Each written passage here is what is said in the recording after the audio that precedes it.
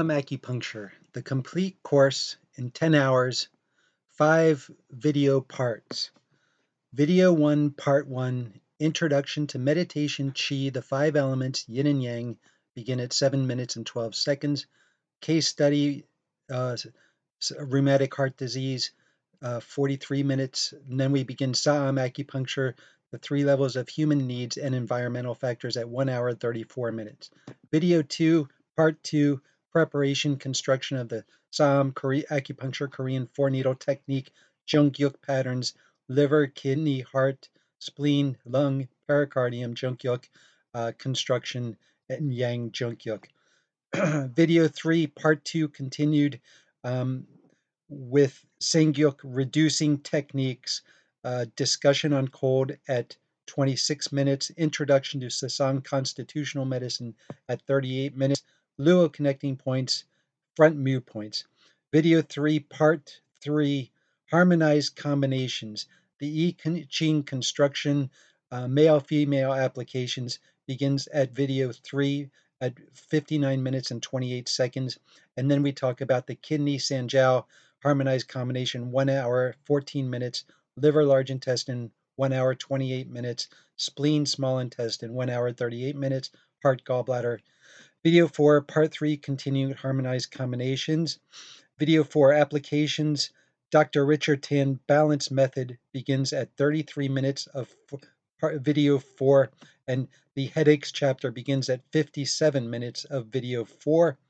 Part 5 is the poster board, video 5, Part 5, poster boards with PTSD beginning at the beginning of the video. Dr. John Sarno, 14 minutes. Knowledge, grief, release exterior points, coronary artery disease, meditation, stop smoking, overthinking.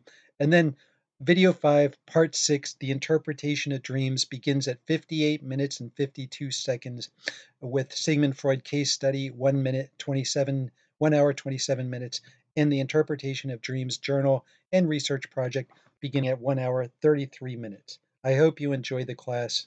Thank you. Grüezi miteinander, and hello. I am Dr. Evan Mahoney, Doctor of Acupuncture and Oriental Medicine. I'm the author of the Saam Medical Meditation book series, which is the subject of this video called Saam Acupuncture Meditation, the complete course. So we will be teaching off of these 3 books. Number 1 is Saam Medical Meditation. This is the groundstone book from which most of the materials will be drawn. And then the next book we will also talk about is the interpretation of dreams. This is called Saam Meditation, the interpretation of dreams. And then finally, the other book is called Structures of Knowledge, Organ-Centered Consciousness. So these 3 books will be the main source materials from which this video series will be derived from. Saam Acupuncture Meditation is for both those who want to meditate as well as for the acupuncture practitioner. So this course can be used by for meditation without necessarily doing acupuncture, although it is also for the acupuncture practitioner that wants to incorporate Saam acupuncture into their techniques. And we will be covering many subjects. So Saam Acupuncture Meditation, the course to recognize, relate with, and treat pain, headaches, gastrointestinal, reproductive, menstrual, respiratory, cardiovascular, cerebral, and urinary health. There's also spiritual, emotional well-being issues such as PTSD, Dr. John Sarno's unconscious rage, the interpretation of dreams, overthinking, stress, depression, grief, stop smoking, spiritualism, and demon possession. Applications using Dr. Richard Tan's balance method system. This again, Saam Medical Meditation, is a medical meditation for both self and patients. This can be used interchangeably, meditation and acupuncture. A new and old type of meditation and self-healing. This meditation is based upon the acupuncture points and patterns of Saam, a legendary monk and doctor from Korea. Using meditation as Saam did, we will learn how to move from sickness to health. We will evolve and grow through the twists and turns of our psychic and traumatic illnesses to reach our potential for full achievement and happiness. The path is laid out. The knowledge is there. Men and women have been doing this throughout time. Master Saam did it. Qigong and Tai Chi are forms of it. I have studied it, practiced it, and healed from it. We will raise ourselves and grow to the fullness of our seed and fruit. This manuscript was inspired by my personal healing recovery and how I, like Saam, meditated and experienced the mystery of acupuncture. Through the healing power of acupuncture combined with meditation, I hope to teach others about the secret and sublime sense that lies within us. This meditation can give us the ability to control illness using the power of both sense and mind. The first thing you will feel is the presence of qi. It will be like the pulse of blood in your artery. When this moment comes, it will be the seed. Once you've reached the seed, guide and grow it by your knowledge, instinct, and intuition. The seed is conception, a word, a spark lit on fire in the great mind. Welcome to the world of organ-centered consciousness. This book is intended for all readers to be shared between patient and practitioner. These are the organs and channels of both meditation and acupuncture. The 12 organs and channels of acupuncture are the liver, heart, spleen, lung, kidney, pericardium. These are the 6 yin organs. The gallbladder, small intestine, stomach, large intestine, urinary bladder, and sangel, also known as the triple burner, are the 6 yang organs. Saam acupuncture is also known as the Korean 4-needle technique. There is a 4-point acupuncture meditation prescription for each of these channels.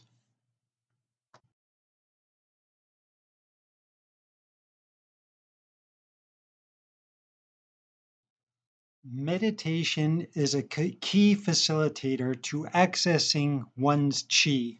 To gain an awareness and physical sensation of qi, it is essential to meditate.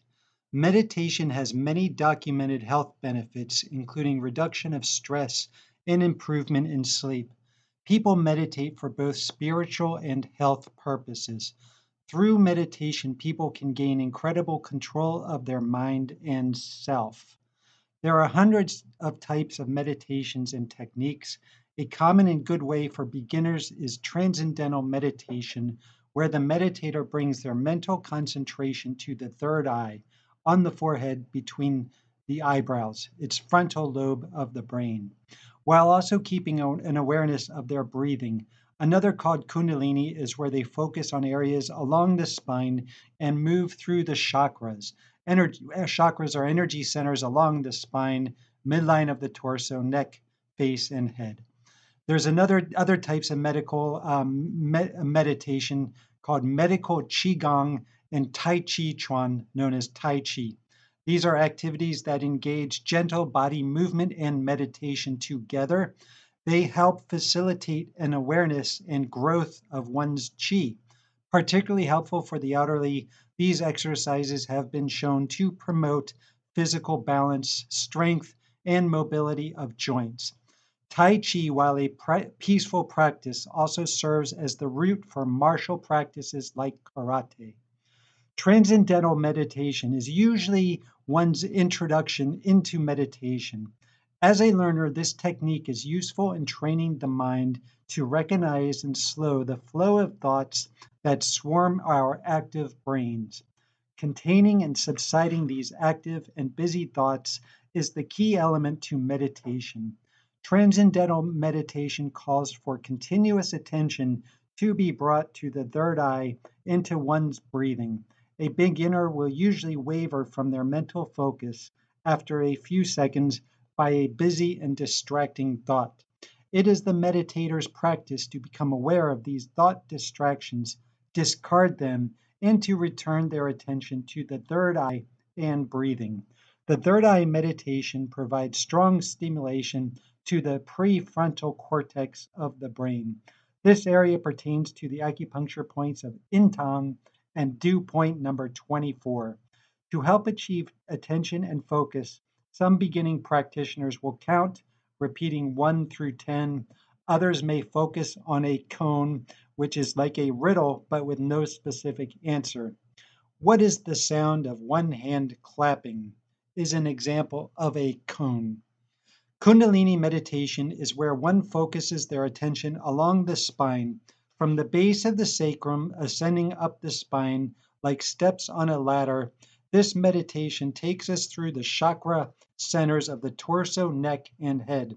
Described as a sleeping, dormant potential force in the human organism, Kundalini's components are nadis, energy channels, chakras, psychic center, prana, subtle energy, and bindu, drops of essence, suggesting a physical material essence. This is a more advanced type of meditation where one has already achieved a specificity to the feeling of the components described above.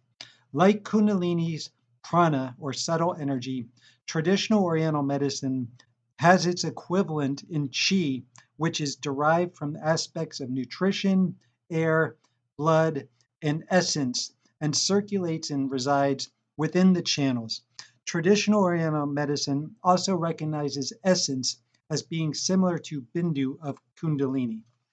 In traditional Oriental medicine, we are given only a limited amount of essence for our lifetime. Half essence is from prenatal, derived from our parents, and half is supplemented by postnatal, derived from food and nourishment and the effectiveness of our digestive processes. In traditional Oriental medicine, essence is stored by the kidneys, which dominate lifelong processes of physical growth, sexual maturation, and decline of aging. Qigong, Tai Chi, Transcendental, and Kundalini are all good meditations to practice before using Saam meditation. These types of meditation will help one to gain awareness of Qi.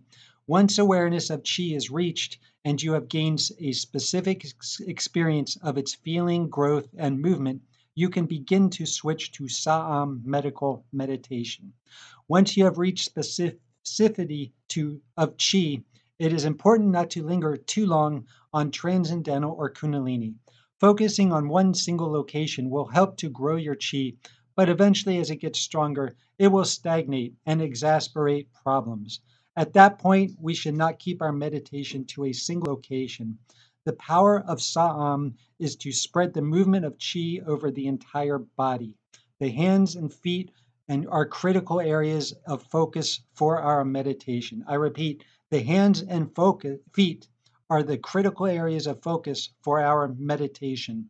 With advanced knowledge, a patient can use meditation in the same way as acupuncture, achieving a specificity and awareness to the presence of Qi is the beginning.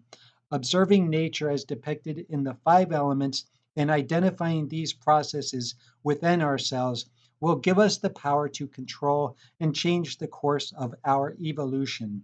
Meditation upon the Saam patterns will help us orderly direct our Qi according to our needs. And here's a highlight. It is highly recommended to consult with your acupuncturist while using Saam meditation for a variety of reasons. The acupuncturist is best able to determine your condition and which points to use. Acupuncture is a powerful transformative stimulus, greater than what can be done by meditation alone. Acupuncture can do in one day what meditation may do in 10, 20, or more. Use the meditation in times between your acupuncture treatment. Consult with your acupuncturist about the safety of this meditation in regards to your health condition. I want you to meditate on the acupuncture points, and I want your patients to meditate on the acupuncture points.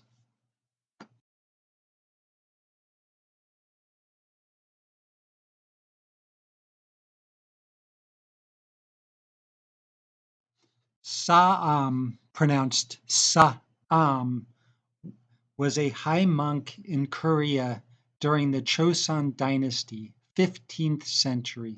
He lived in a cave where through meditation he came to experience and understand the mystery of acupuncture. Little is known about him other than he successfully treated many patients. Saam left few manuscripts of his treatments, and his acupuncture technique was nearly forgotten.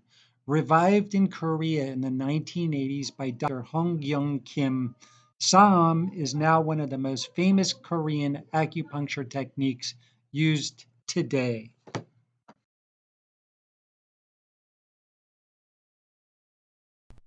I want you to feel Qi, and I want your patients to feel Qi.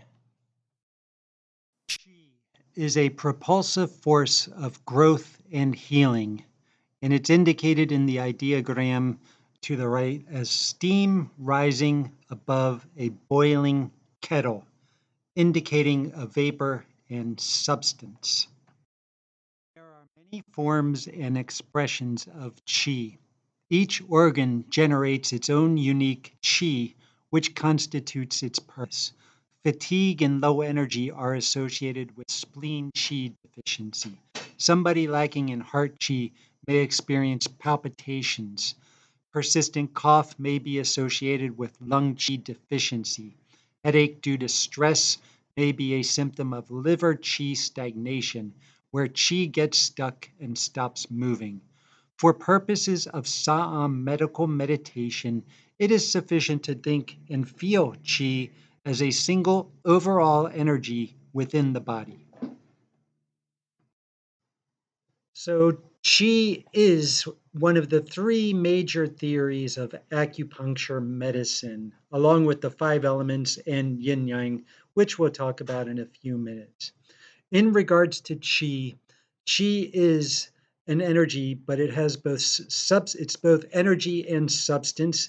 It can be felt in the patient, in the practitioners of Tai Chi or Qigong meditation. For instance, Tai Chi and Qigong are very meditative exercises, and it's done in a very relaxing, calm state. They can feel the Qi and direct it with their mind. We say, where the Qi goes, where the mind goes, so goes Qi. So we can direct Qi using our mind. And that's exactly the principle that we add to Saam acupuncture with Saam medical meditation. We want our patients to feel Qi, and we want to incorporate the patient's mind with the treatment.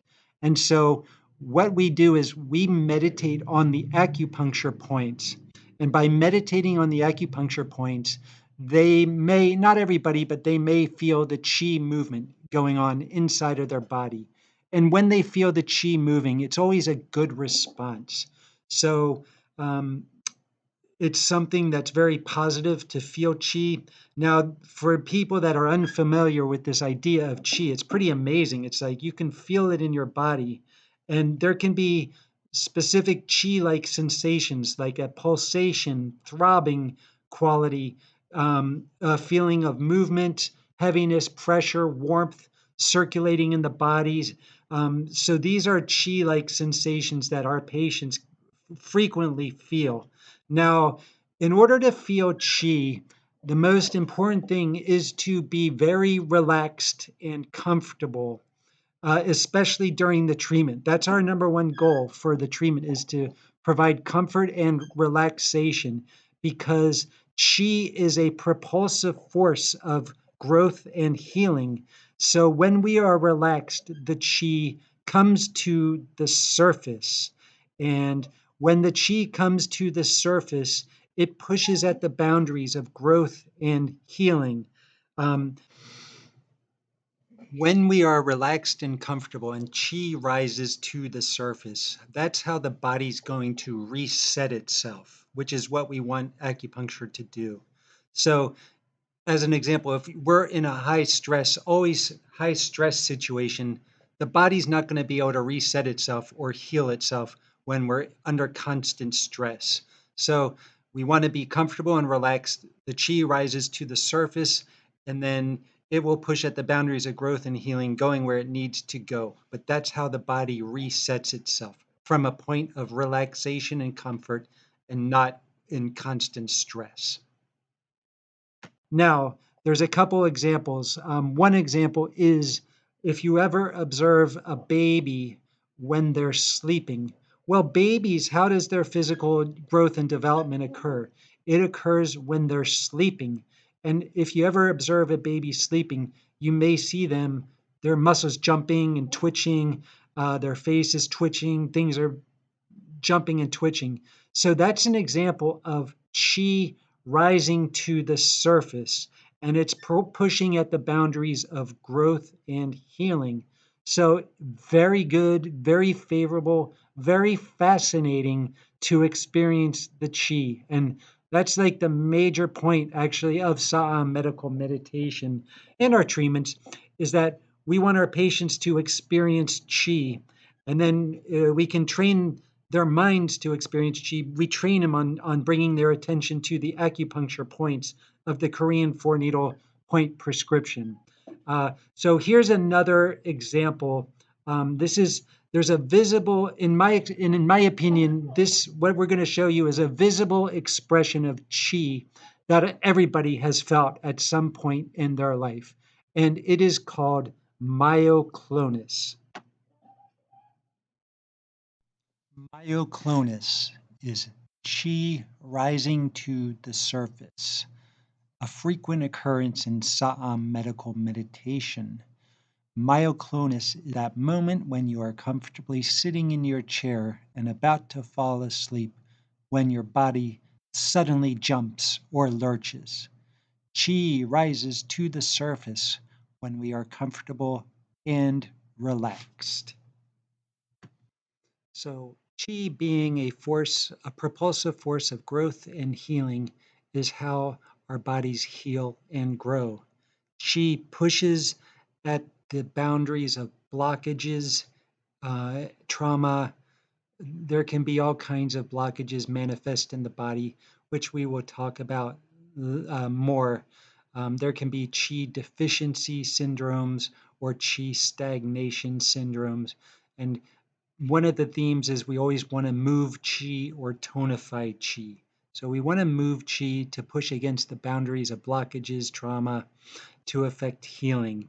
And once more, we in Saam medical meditation, Saam acupuncture, we can incorporate the patient's mind or your mind with the meditation.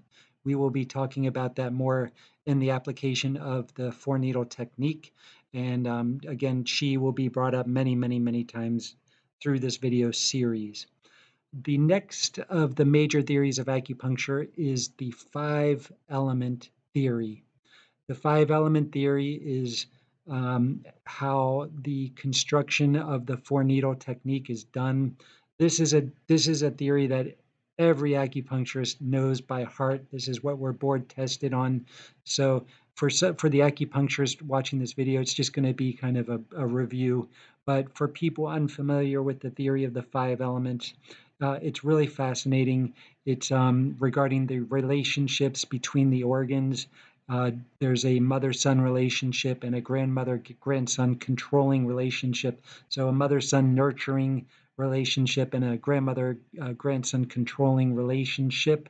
And there can be and diseases manifest in the breakdown of these relationships where the son may be taking too much from the mother, depleting the mother, or there's not adequate control expressed by the grandmother. There can be a rebellion against the grandmother element.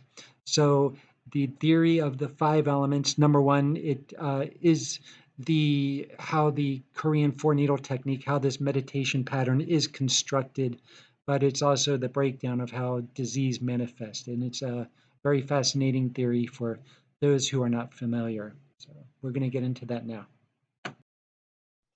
The 5-element theory is a beautiful, elegant representation of nature occurring in the human body. And it's also a remarkable human engineering health construct. So it's an engineering health construct of the human and probably all animal life. So the theory of the 5 elements is a representation of nature in the human body. Now it's represented by the 5 yin organs of the liver, heart, spleen, which is a digestive organ, the lungs, and the kidneys.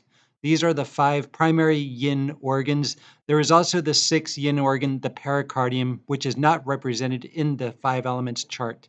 And pericardium and the heart are actually very closely aligned to one another. And we'll be talking about the pericardium later. So in this graph here, the first organ and element on the left-hand side is the liver. And you'll notice it's green in color. So the liver element in nature is wood, like a tree, and hence the green color. Spring is the associated season of the liver. So in the season of spring, the liver, the energetic aspects of the liver rise and become very strong. The springtime is the strength of liver energetic. It's represented also as aspects of birth and growth. The gallbladder is the paired yang organ to the liver. So the gallbladder is the paired yang organ. The gallbladder also shares the characteristics of wood. And then you'll see wind. Wind is the pathological element associated with the liver and the gallbladder. So the representation would be wind blowing through leaves of a tree. And wind events in the human body are represented by trembling or shaking, moving limbs, trembling limbs, but also lack of movement, such as paralysis or stroke. A stroke would be described as a wind event in the human body. Wind events typically can be fast moving, fast developing diseases. It's signified by a rapidity of movement and changing locations. Wind events can be either heat or cold, and we're going to be talking about hot and cold in much greater detail. But generally, like a heat event would be incorporated like a loss of consciousness with epilepsy, and there's trembling and shaking going on the ground, as opposed to a loss of consciousness where a patient is very still. That would be cold, where cold or yin type, and the yang would be lots of movement or energetic. So this is the liver. It's associated with spring, the wood element, and gallbladder. One other aspect of the liver, we'll talk about liver function in greater detail, but just to get an idea, stress. We think of stress as wind, and stress can easily affect the liver function. We'll be talking about that in more detail when we discuss each of these organs in the Korean 4-needle technique. The next up is the heart. Heart, you'll see, is colored in red, and it's associated with the element of fire or heat. Well, you'll see that summertime is the associated season of the heart when the heart energetic is strongest. The small intestine is the paired yang organ to the heart. So there can be small intestine fire or heat that's shared characteristics of the heart. And then heat is the environmental pathogen of the heart. So too much heat can interrupt sleep. We'll talk about the heart and sleep in greater detail. but heat is the associated pathogen of the heart. Next is the spleen, colored in yellow. The spleen is a digestive organ, and it is paired with the stomach. The stomach is the yang organ to the spleen, but the spleen is the element of earth, and so thereby it is colored yellow. The season of the spleen is definitely associated strongly with the time between late summer and autumn, within a couple weeks of summer turning into autumn, but it also can be associated with the 2 week period between the change in each season as well. So as between autumn and winter, winter and spring and summer, there could be a 2 week period that's also associated with the spleen and earth. Dampness is the pathogen associated with the spleen and stomach. Dampness is a congealing of fluids. Kind of, you get the impression of a swamp, dampy area. Well, that can translate into obesity, weight gain, edema, swelling, lots of phlegm. We're going to be talking about these things in greater detail when we get to the spleen chapter. Next up is the lungs. They're colored. They're supposed to be white. You'll see them colored in gray or white. The lungs are the associated element of metal, and metal, lungs are associated with the season of autumn, and their paired their paired yang organ is the large intestine. Dryness is the pathogen associated with the lungs. So autumn dryness, there can be all kinds of dry symptoms, dry cough, dry skin, loss of voice. Lungs have a lot to do with voice. And so lungs are the metal element. And finally, the kidneys. The kidneys are associated with the element of water, and water is dark. So the kidneys are black. The color associated with kidneys is black or darkness. Here you'll see it's colored in a purple, but it should be like a dark purple or black. Water is the element of kidneys. We're going to be talking a lot about water. Water signifies danger. And that's going to be very interesting, especially when we get to the emotional aspects of PTSD and the interpretation of dreams. The season of kidneys, when they're strongest, is the winter time, and the urinary bladder is the paired yang organ to the kidneys. Cold is the pathogen associated with the kidneys, and we will be talking about cold a lot. So cold is the pathogen associated with kidneys, and black is the associated color. So this is the chart and graph of the 5 elements. And next we're going to talk about their relationships. The first up is going to be the mother-son and grandmother-grandson relationships of the elements.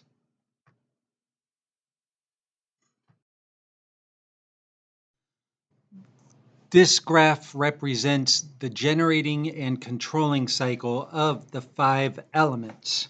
So starting at the bottom, you'll see the kidneys represented by purple. They are the element of water. Above that to the left is the liver in green, element of wood. And above that at the top is the heart in red and represented by the element of fire. To the right of that is the spleen, which is the element of earth in yellow. And below that is the element of lung in white, and it's the element of metal. So the mother-son relationship, starting at the kidneys. Well, kidney is water, and we use water to grow a tree. So we consider kidney water to be the mother of liver wood. Now, liver wood, when we make a fire, we use wood to make that fire. So liver wood is considered the mother of heart fire. That fire burns the wood becomes ashes, and those ashes become earth. So heart fire is the mother of spleen earth.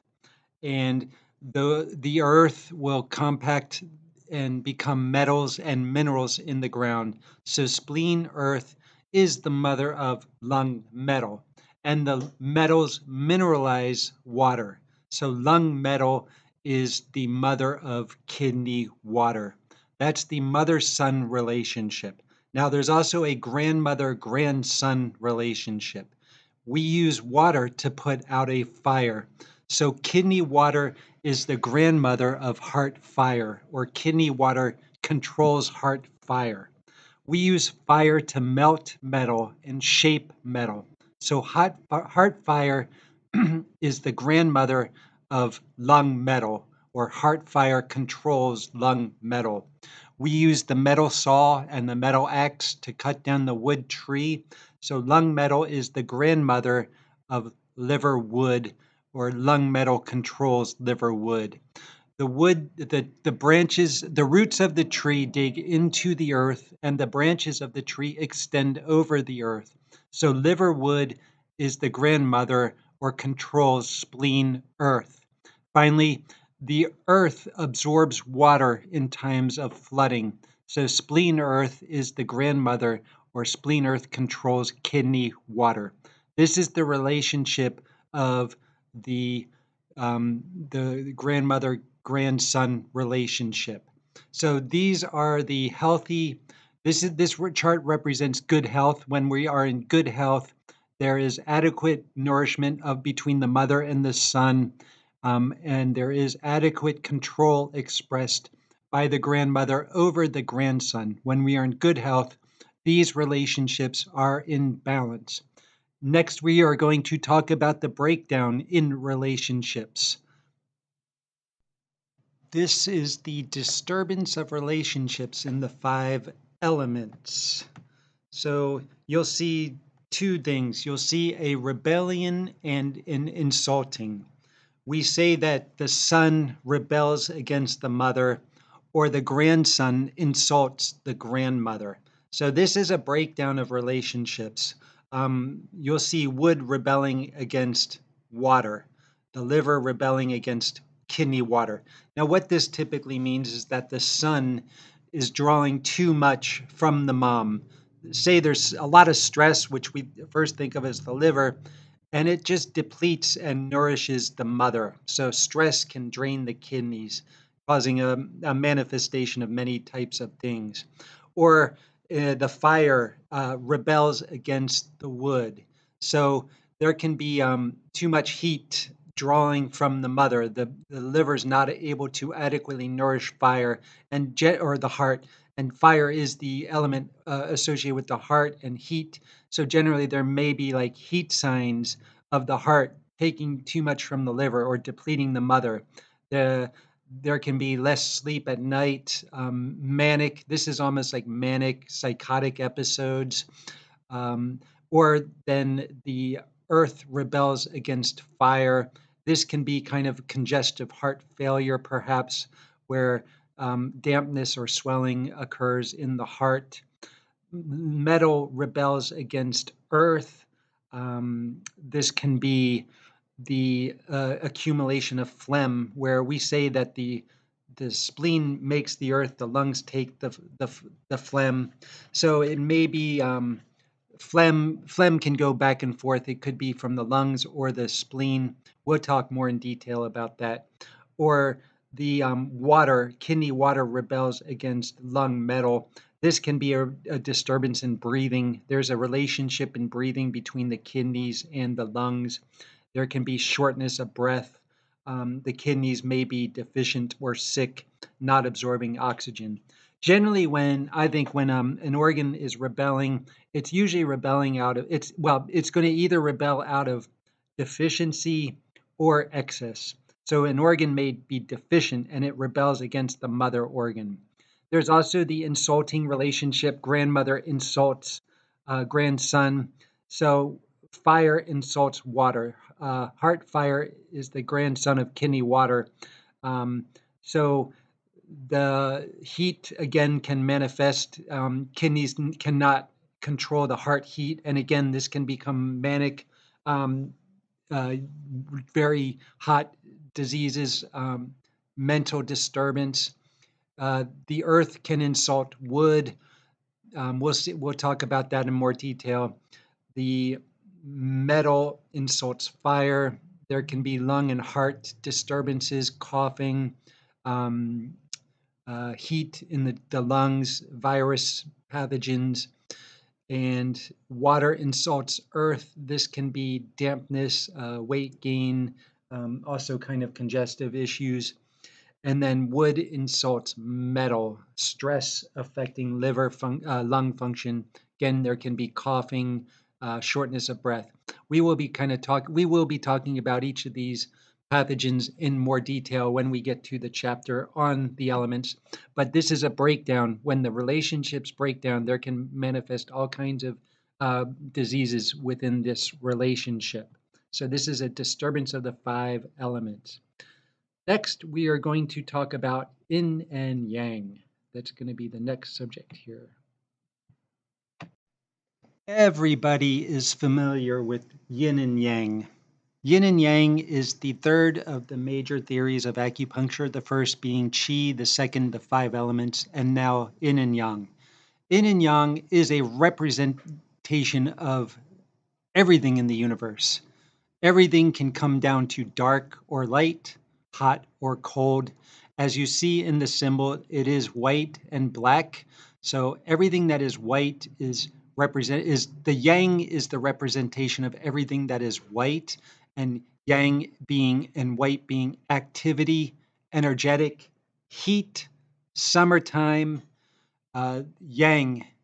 Dark is represented by yin, everything that is cool, quiet, calm, nighttime, wintertime is yin. And then you'll see this little circle within each of these areas. The dark circle in the white indicates that there is always an element of yin within yang and yang within yin. And the Tai Chi symbol, this is called the Tai Chi symbol. This is a representation of continual change and fluctuation. So as the day progresses, for instance, the afternoon is yang time, but as the day progresses in the night, it becomes yin time. So there will be more yang activity, energy in the daytime, but at night, everything is calm, quiet, cool. And for instance, we should be sleeping at night and active in the daytime. So this is a representation of everything in the universe as well as in the human body. The human body can be broken down, and especially in regards to hot and cold. Heat in the day, and then when there's illness such as hot flashes at night, we call that a yin deficiency syndrome. So there can be in illness, there can be yang deficiency or yin deficiency, yang excess or yin excess. So yin deficiency, there would be less yin, less cooling, quiet reserves, but by default, that means there's too much yang, too much heat. And the classic symptom of that is hot flashes at night. Nighttime is a yin time. As nighttime approaches, our body's yin reserves, which is stored in the kidney, should rise to meet the yin of nighttime. But if we are yin deficient, then by default, we have too much yang, too much heat. So at night, one would get hot flashes when we were supposed to be sleeping. There can be yang deficiency symptom. And if we're deficient in yang, deficient in heat in the kidney, again, kidneys house yang and yin. If we're deficient in kidney yang, then by default, we have too much cold in the body, and the body will be very easily cold and susceptible to cold. We will be talking about these in more detail as well. But this is the yin and yang, the third of the major theories of acupuncture. 20 years, 35,000 hours in meditation. My story and case study of overcoming rheumatic heart disease diagnosis. It was March of 2002 that I first sought out acupuncture for my heart problems. And it was on that first treatment in March of 2002 that I began meditating on the acupuncture points. Since then, yes, I've been averaging a minimum of 5 hours per day in the meditation. It was Dr. Zhang, who was my clinical supervisor in about 2007, who diagnosed me with rheumatic heart disease. And you'll see in the following story all the things and treatments I went through. Dr. Zhang has just recently retired from Emperor's College in the year 2021. That's in Los Angeles.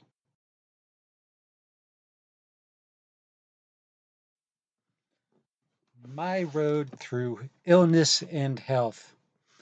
Blessed be he with one disease, long life, no disease, short life. How long is life? Asked Buddha. One of his disciples answered, It is 86 years.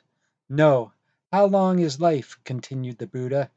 It is the time it takes a man to eat a meal, answered a second disciple. Incorrect, answered the Buddha. Life is as long as a single breath of air. Very truly, I tell you, no one can see the kingdom of God without being born from above. Nicodemus said to him, How can anyone be born after having grown old?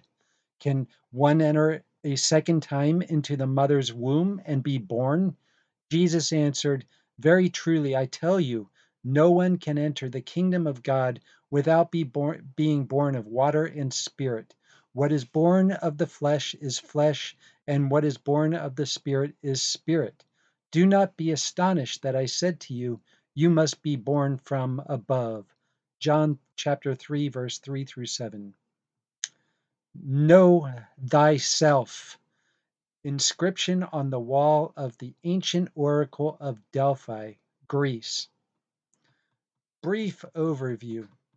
At age 18, disease manifested in myself. I began to get irregular heartbeats. During the next years, through periods of emotional ups and downs, I kept this illness to myself. It was uncomfortable but sustainable. At age 30, stabilization of disease declined, with more frequent and severe occurrences. At age 32, I was hospitalized with atrial fibrillation. Shortly thereafter, I had increasingly more severe and prolonged bouts of palpitations and irregular heartbeats. Having gone through Western medical testing and examinations with no relief, I sought help in the form of acupuncture. I soon began to mimic the acupuncture treatments using meditation based on the points selected by the doctor. Within 3 weeks, I became aware of a sensation of chi at the area of my meditational focus. I was able to recreate this chi sensation at will. I could move and change the location of this sensation. After 3 weeks of acupuncture and meditation, I had a heart episode which I was able to subside using meditation. After 13 years, I was finally able to achieve a form of control over my heart problem. This was the beginning of a long continuing, successful recovery and a most fascinating journey. My story. I was born in the warm, dry climate of San Diego, California, but before my memory formed, my father changed jobs and our family moved to eastern Pennsylvania. Our house was an hour outside of Philadelphia on the border between the suburbs and country. My early development took place amongst the grass and big yards of neighborhood houses. Nearby, we had forests and farms, which my best friend and I would go out to explore and play in. We have the four seasons in Pennsylvania, emergent springs with shoots of growth coming in from the ground and trees, warm and humid summers with long nights where we would catch fireflies and play games in the dark. There were also crisp falls and long snowy winters. The season that impacted me most was the winter, where the snow could often fall heavy and deep. We had many mornings after a night of snow where we would gather in the kitchen and listen to the radio to hear if school was out for the day. Our school number was 755, and it was a joy to hear that number called. It meant no school. All the kids were free to play. We would take up sledding, snowball fighting, and fortress building in the snowdrifts. We would be in the snow for hours, often trudging for miles. Neshaminy Hill was a hill close to our house, which we would go sledding on. It was a short and steep run that had a rocky creek cut through abruptly at the bottom. We would have to roll off the sled while still at a high speed to keep from going in the creek. This was an intimidating hill for me, and it was with some hesitation and peer pressure that I did it. I took my sled and shot down the little hill. At the bottom, when I should have rolled off, I stayed on and launched myself over the creek. Fortunately, there was a 3-foot lip on the launching side, which saved me from going face first into the rocks and water of the creek. I cleared most of the creek except for the black rail of the sled, which landed on a rock. I was okay, uninjured, and lucky. All the kids came over and asked me why I didn't roll off the sled. Maybe it was my fear that kept me from rolling off. Later in the gray evening, my friend and I made our walk home, pulling our sleds behind us. My feet were hurting from the cold. When I got home, my mom warmed a pot of water and I soaked my feet. Often, we would play games in the snow, things like building a snow fort or snowman and doing battle and snowball fights. One time there was about 10 of us in the farmer's cornfield. We were on teams and had constructed fortresses with walls, defensive positions, and piles of snowballs at the ready. The fight engaged. We made advances and retreats against our enemy. We destroyed their walls and took over their cache of snowballs. In doing so, we made ourselves vulnerable. It was in the excitement of this battle that I was caught unaware. From 10 feet away, I got slammed in the left eye with a big snowy ice ball thrown by one of the older kids. The impact to the face rattled through my brain and stunned me.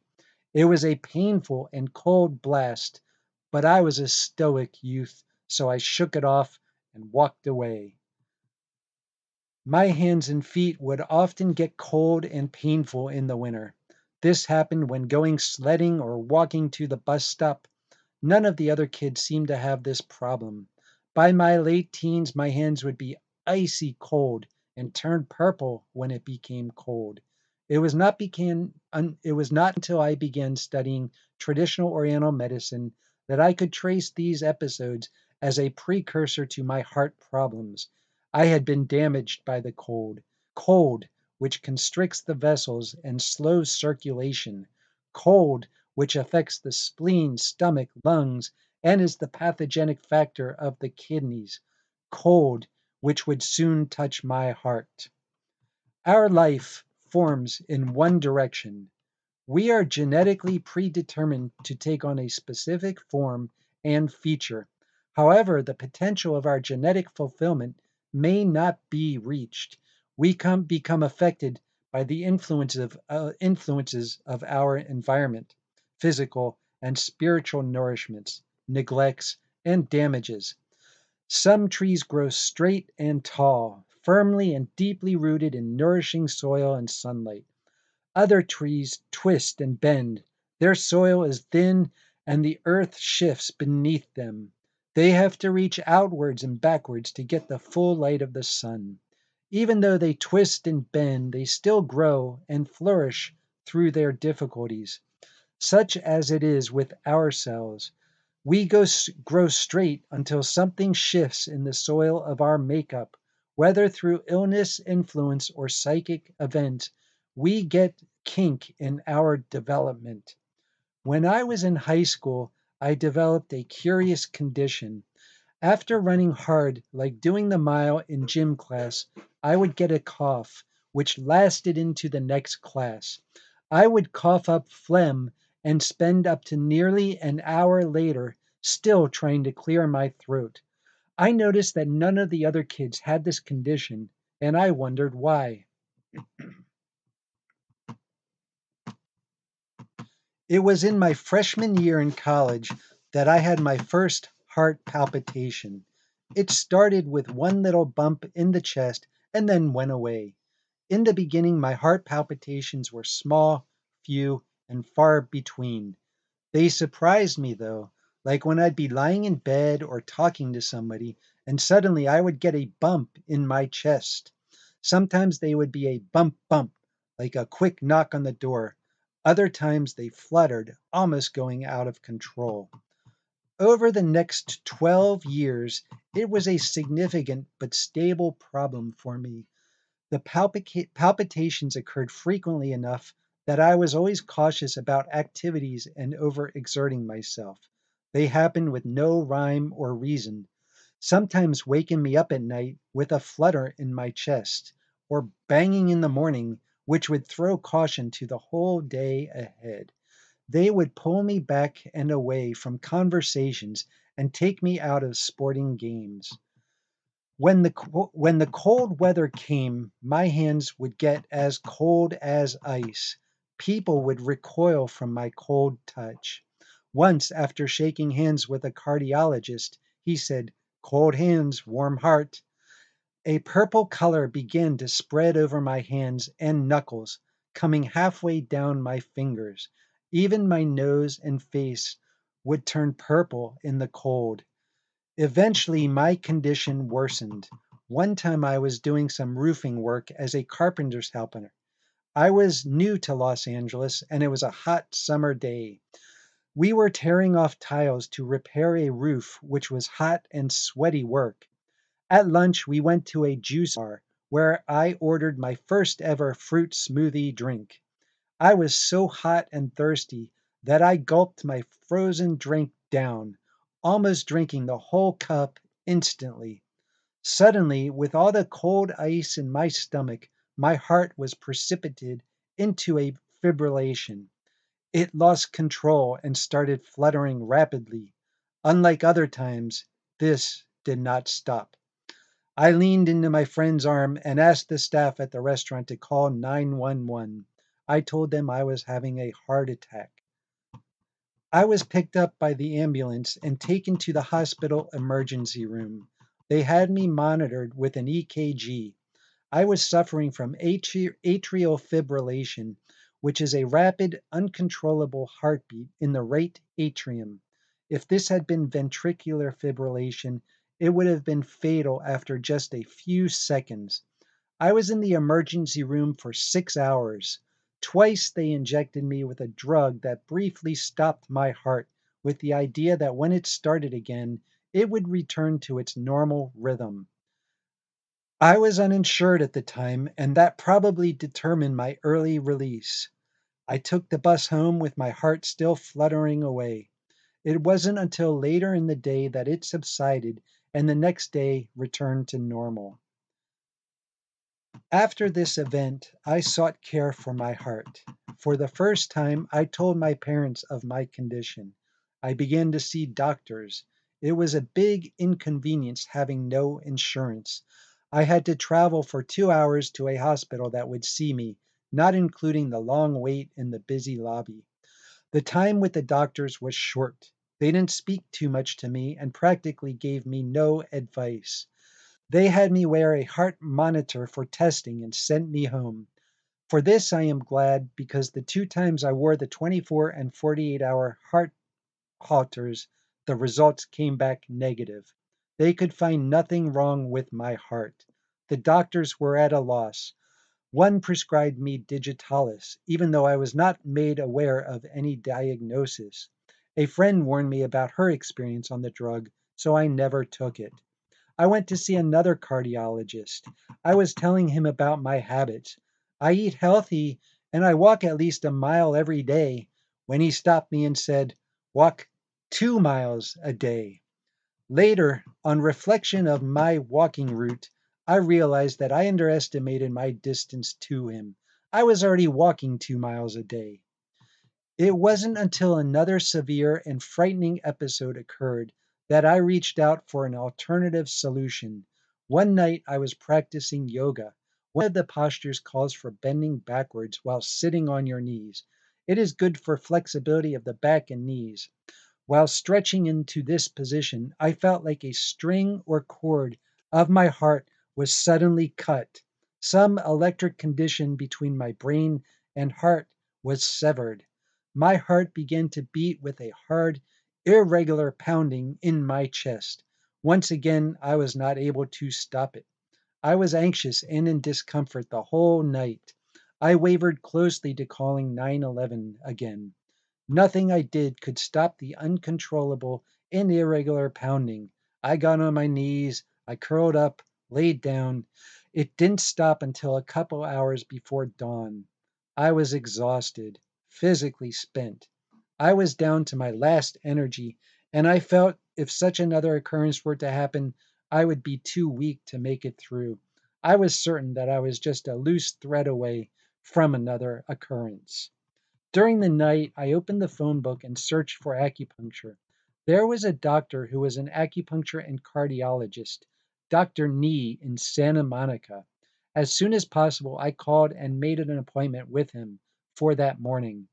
Dr. Nee was a cardiologist from China, and in answer to some of my questions, he talked about studies he had done on oxygenation of heart tissue amongst heart patients. He felt my tongue, he felt my pulse, looked at my tongue, and then took me to the treatment room where I got treated with acupuncture. The process was comforting.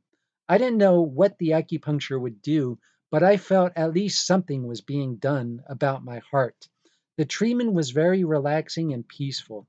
The doctor said I should keep my mind as clear and calm as possible. So I meditated for the duration of the treatment.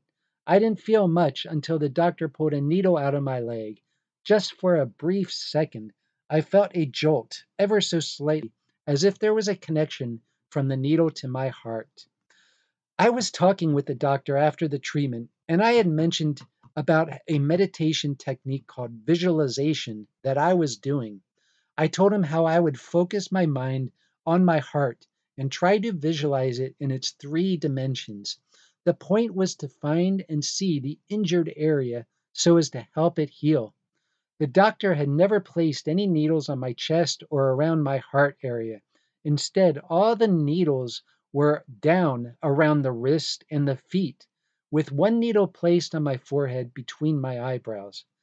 Doctor, I asked, I thought you would put needles around my heart because of my heart problem. Instead, you put them in my wrist and feet. I told him about my visualization meditation that I was doing and asked him, why didn't you put any needles around my heart? He simply said, doing that meditation, you're putting too much pressure on your heart. Wow, this became one of the pivotal realizations of my life. It changed the course of my behavior. Henceforth, instead of visualizing, thinking always, and concentrating on my heart, I would think about the places where the doctor put the needles. As soon as I got home, I immediately did a meditation, shifting the focus away from my heart. During the first acupuncture treatment, the doctor put needles in the area of my wrist, as well as points on the feet and ankles. I began my meditation by focusing on these areas around the wrist. After 3 weeks, I began to feel the sensation of chi in this area. It began as a slight dotting, tingling, throbbing sensation that became more defined and solid each day. By changing my focus of attention, I found I was able to recreate the sensation in the fleshy part of my thumb. After this, I now had 2 points that would flash and pulse back and forth with one another. This was a surprising revelation and confirmed to me that there was something more going on than just feeling blood circulation in a local artery. A few days later, I brought the focus of my attention to an area on my elbow where I began to feel the same sensation, a pulsing and throbbing in sync with the wrist on my elbow, where I began to feel the same sensation, a pulsing and throbbing in sync with the wrist on my elbow. After a couple weeks more, I brought my attention to an area on my leg under my knee, where again, with some effort, I was able to recreate this feeling. In each of these cases, I was using the specific location of an acupuncture point as a point of my mental focus. These are some of the points which the doctor chose at my first and subsequent treatments. The 3 points on the wrist are where I began my focus of concentration. At the time, I did not know why the doctor chose these points. All I know is that he selected them for my heart problem, so they must somehow be good for the heart. Pericardium 6, the middle dot higher on the wrist, is a commonly used point for heart chest related problems. It regulates and supplements heart chi.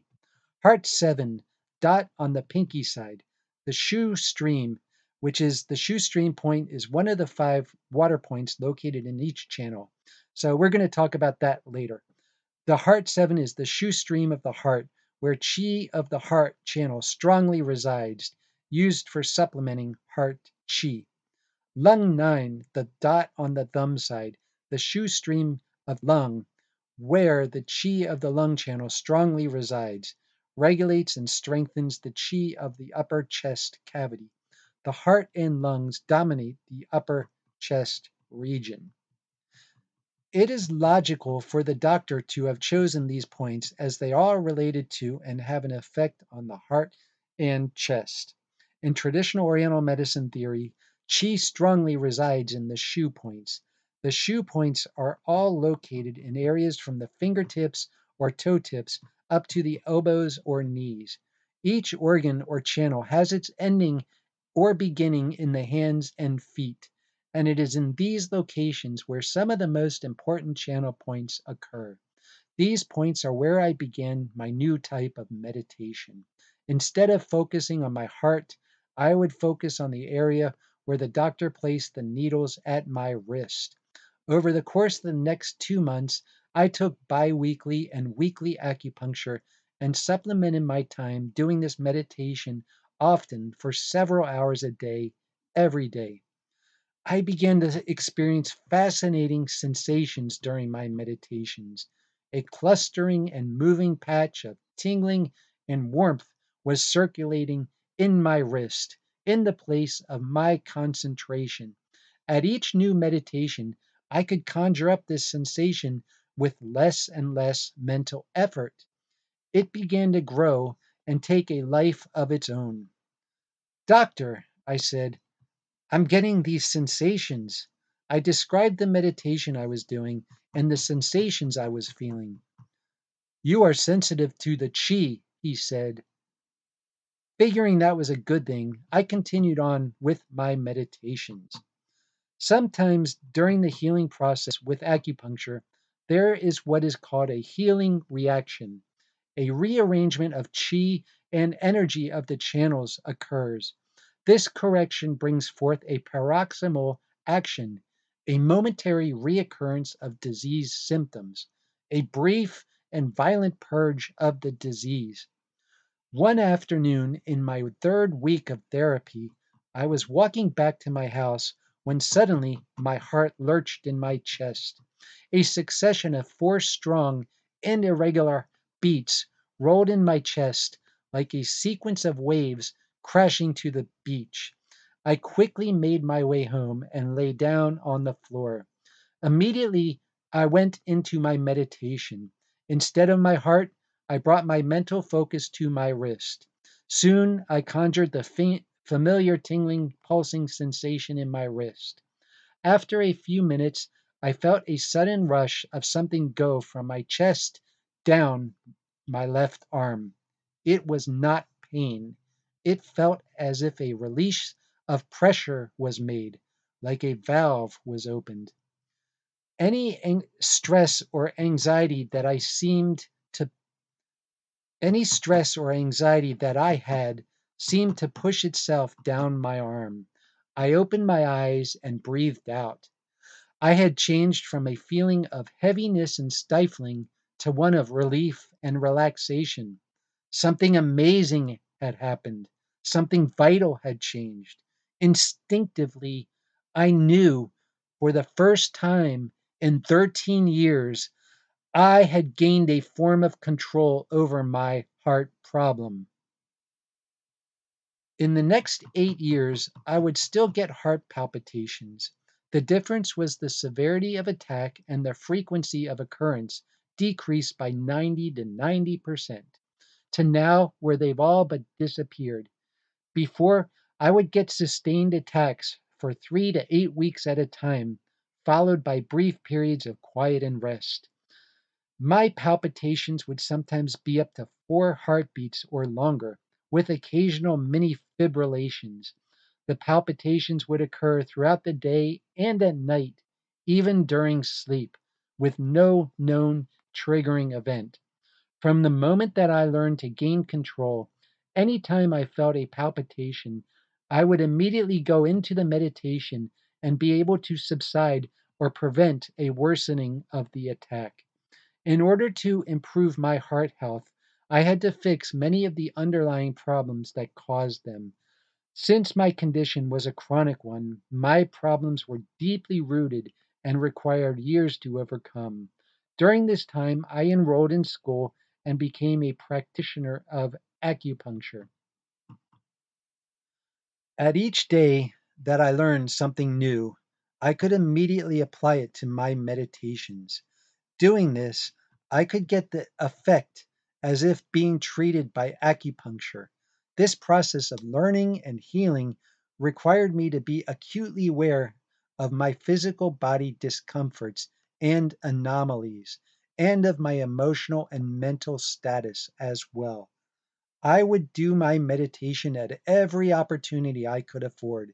If I caught the flu or had back pain, I would flip into it and spend hours on the points, activating the channels and feeling their patterns traced within my body.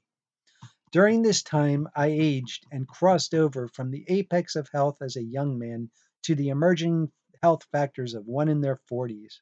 My meditations have become part of a comprehensive approach with things like exercise and therapy, diet and nutrition, and moderation of activities.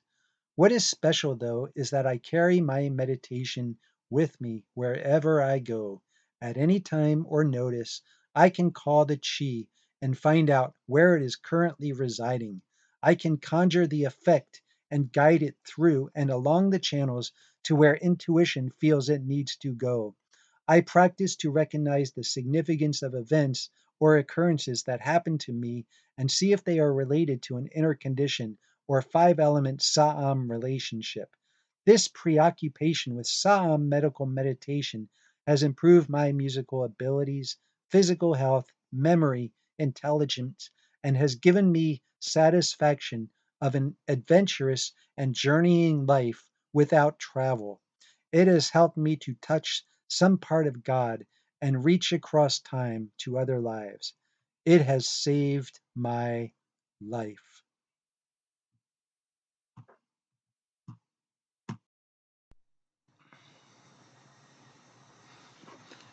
A traditional Oriental medicine look at my illness. In order to help us explain disease in traditional Oriental medicine, we as acupuncturists ask questions, observe the patient's demeanor, palpate their pulse, look at the color and coating of the tongue, and the color of the skin. After we organize the information and make a diagnosis along the lines of theories of disease and five-element relationships, this process is necessary for determining the best acupuncture and herbal treatment to achieve effective healing. Below is the process of self-examination based on my chief complaint, past history, and signs and symptoms. We look at the patient's chief complaint as well as associated signs and symptoms. After the examination, we make our diagnosis. Chief complaint, heart palpitations. 32-year-old male at the time of my first acupuncture treatment. I had palpitations for 13 years, occurs sporadically during exercise, during sleep. Purple coloration of hands, lips, nose, especially during cold weather. Has phlegm, especially after exercise with cough. Sleep is disturbed. Wakes often, has bad dreams. No family history of heart problems. Tongue, purple, moist, coat, teeth marks. Pulse, choppy, missed beat, weak. Diagnosis, heart qi and yang deficiency, heart blood stasis, spleen qi deficiency with phlegm.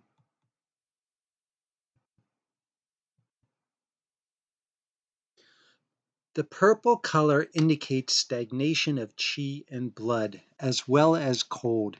In my case, I had a purple tongue, but also purple color skin when it became cold outside. My blood circulation was poor, as indicated by a choppy pulse, which in TOM indicates blood stagnation. The misbeat of the pulse is indicative of heart qi deficiency.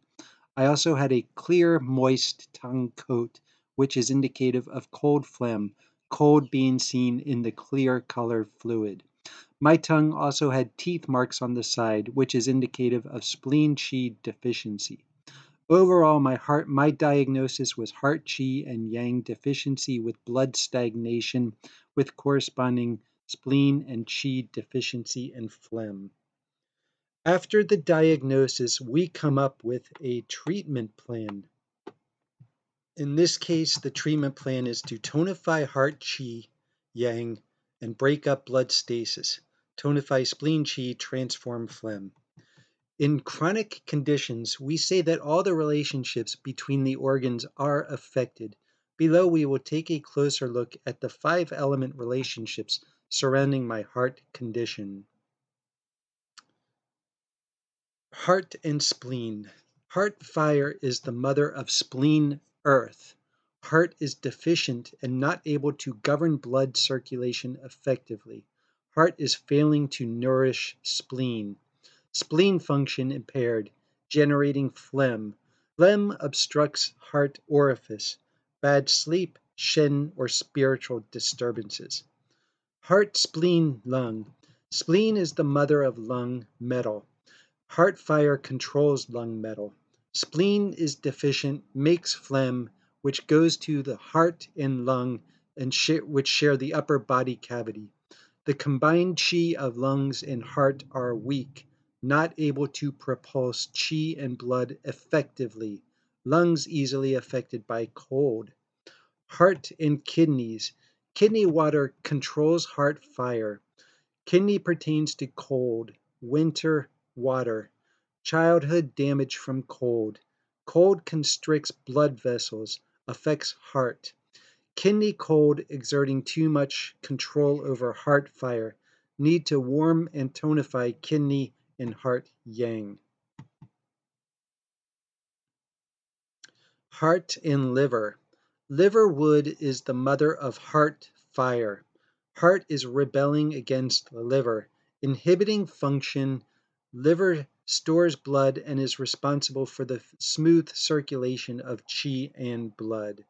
The liver is easily affected by stress and emotional disturbances.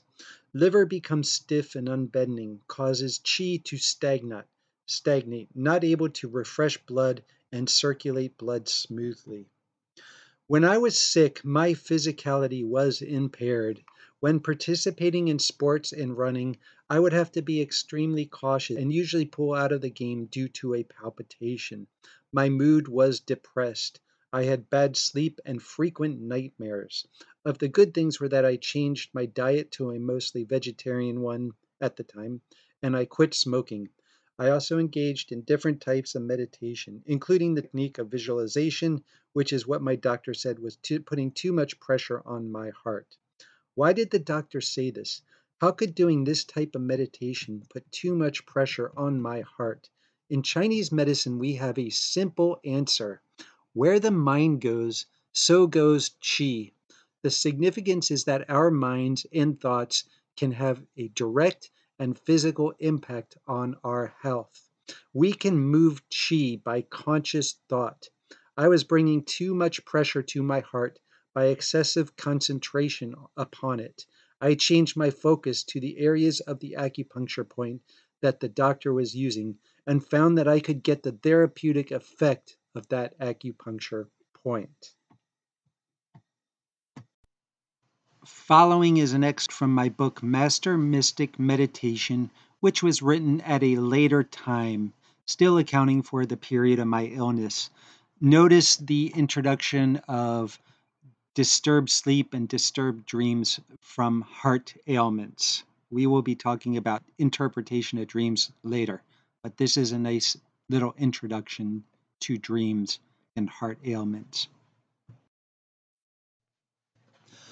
Heart palpitations, arrhythmias, oh my, Saam heart tonification technique. The heart is the king of all the internal organs in traditional Oriental medicine.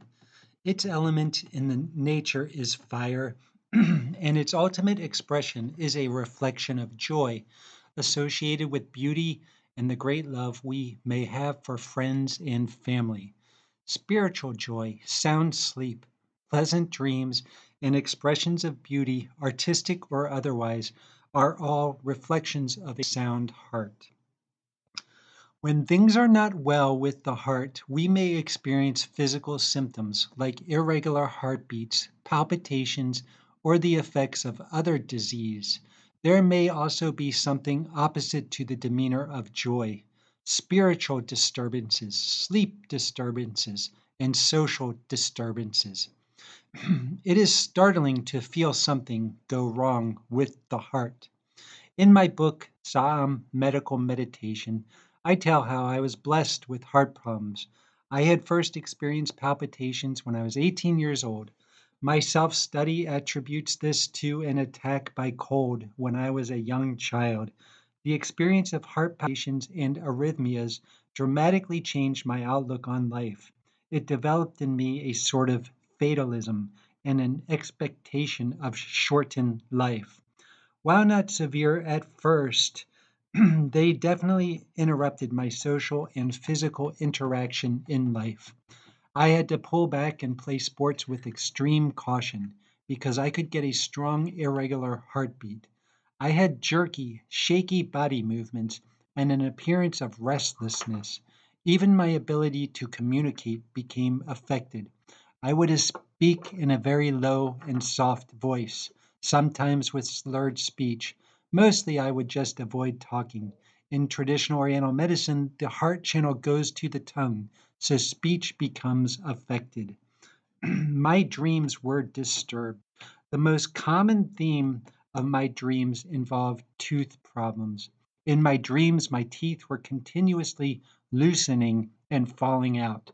They were so believable that I would be relieved upon awakening to find them still there.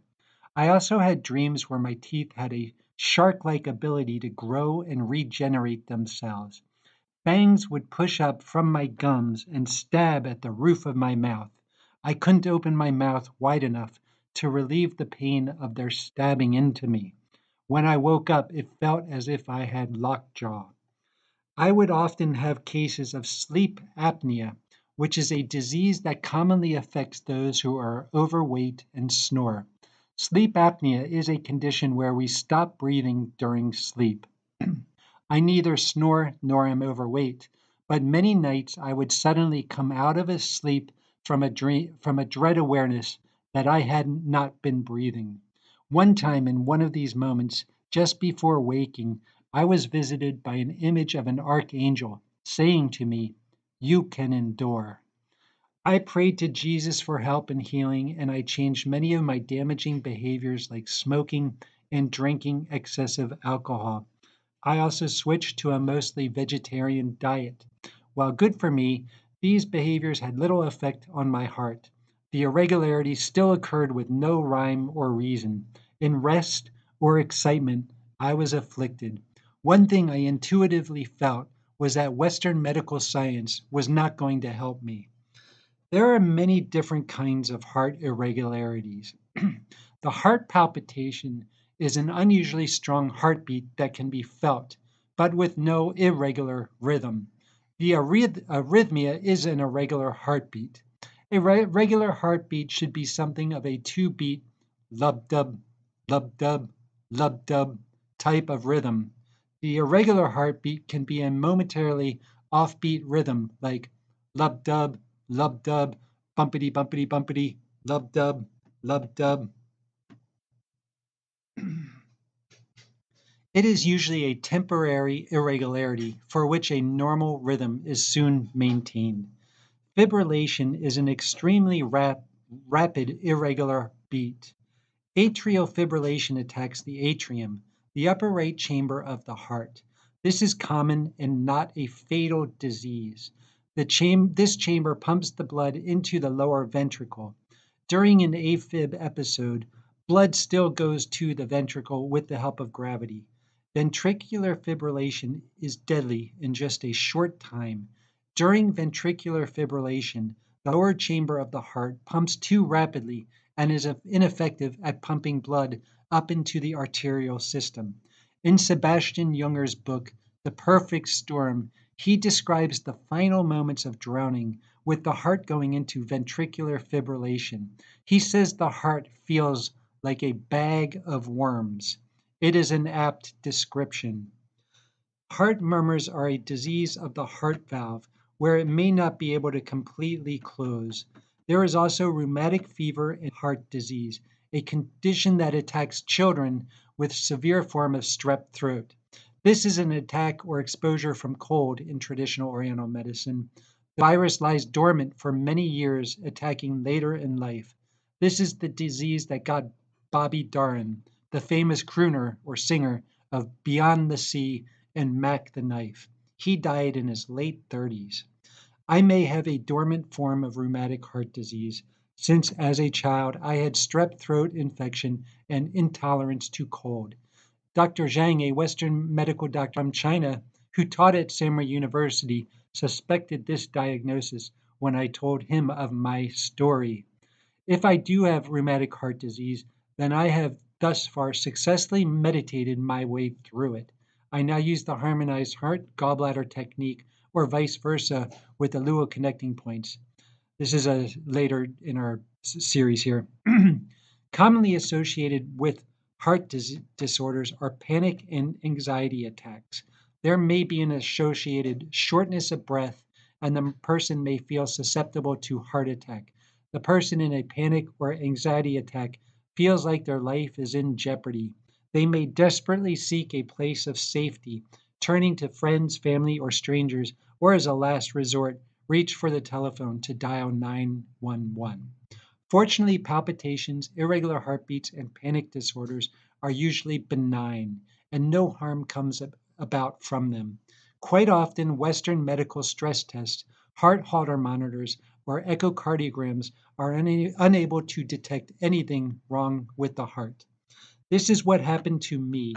The Western diagnostic test detected nothing wrong with my heart, and the doctors could not offer me any help. Eventually, as my symptoms became more severe, I turned to acupuncture, which in a matter of weeks had given me the ability to control the disease.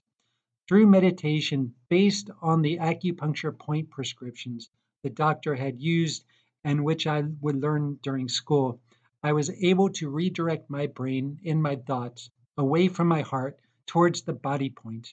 By doing this, I found a way to relieve the pressure placed upon my heart and slowly begin to eliminate the irregular heartbeats, palpitations, panic disorders, sleep disorders that I had experienced for over a decade. I spent over 10,000 hours in meditation over the course of a decade to restore my normal heart function. My problem was chronic, accumulated since the time of a child. While there was nothing physically detected through the medical test of my heart, my sensitivity to Qi and meditation could indeed feel an obstruction. If you think of the heart as a balloon, my heart had felt as if it had an indentation or seam that obstructed its full inflation. This was the accumulated spiritual, emotional, and physical baggage I placed upon myself. In the beginning, I was weak. My meditation returned me to a condition of stability. Eventually, my Qi grew stronger, my meditations ever more acute and expanding. As the Qi grew stronger, it took on a life of its own. It started to push through new boundaries, both physically and mentally. It became a journey.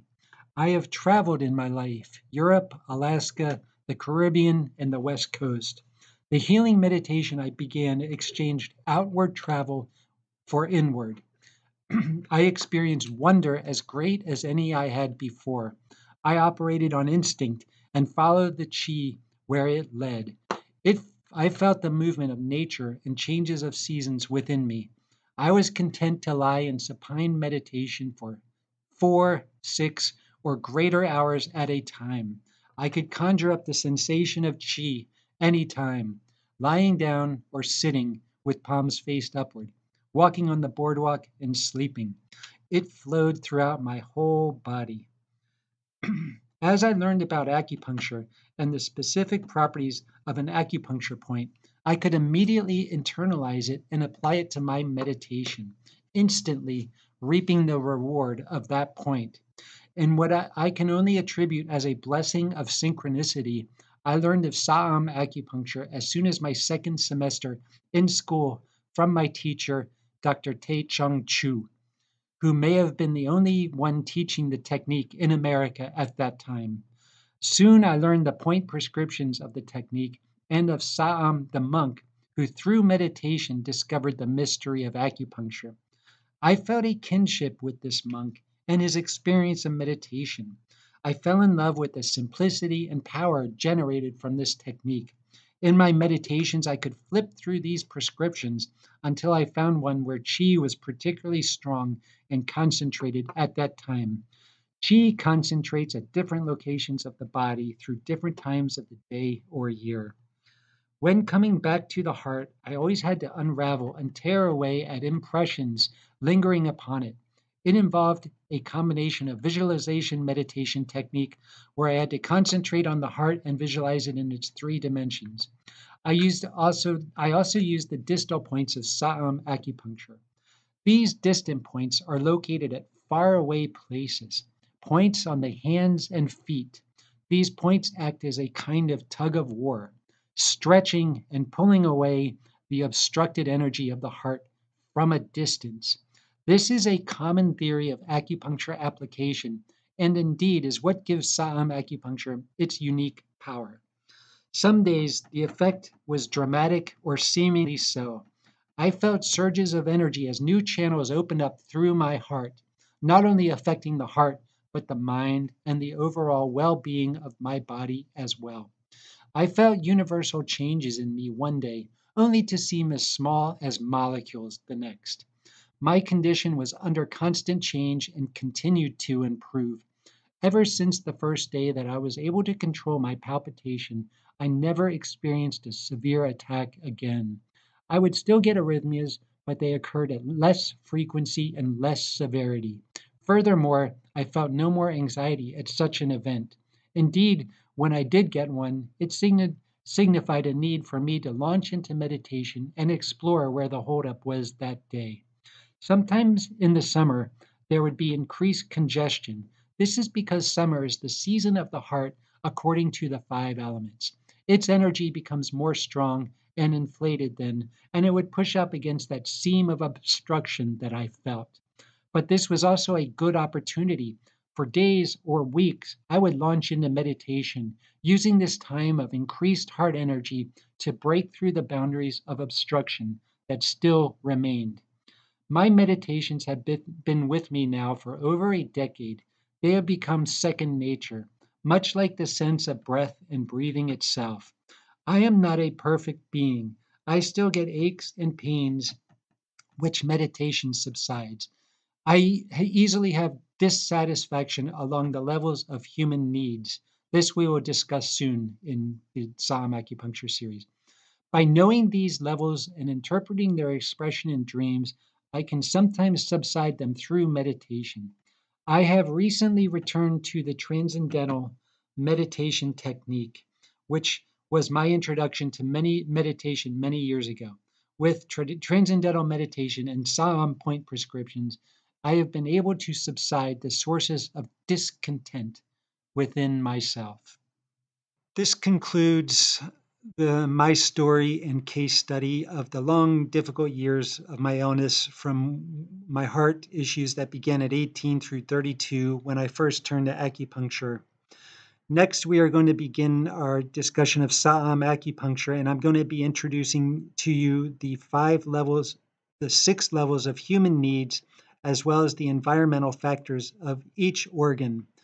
This is the beginning of the interpretation of dreams, as well as organ-centered consciousness.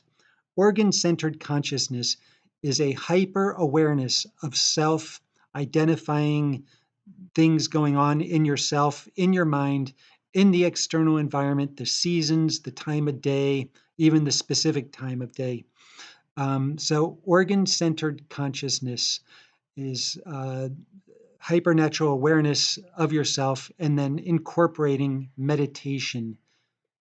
I hope you enjoy it. I hope you're able to achieve sensitivity to Qi, and we're going to begin. Introduction to the environmental factors, the 3 levels of human needs, the harmonized combinations, and the circadian clock, the foundation of Saam Acupuncture Meditation's organ-centered consciousness. Introducing the environmental factors of Saam Acupuncture. This is a very, very important theory that you will see applied or apply in the clinic or in your meditations like all the time. And you can observe this in yourself and your patients. So this is also very important because it's going to tie in with the 3 levels of human needs that we're going to be discussing next. So the first uh, uh, organ you'll see is the lung Jungguk. Now you're going to learn about Jungguks later in the series. Jungguk simply means tonifying technique. So this is the lung tonifying technique, which you will be learning further about shortly.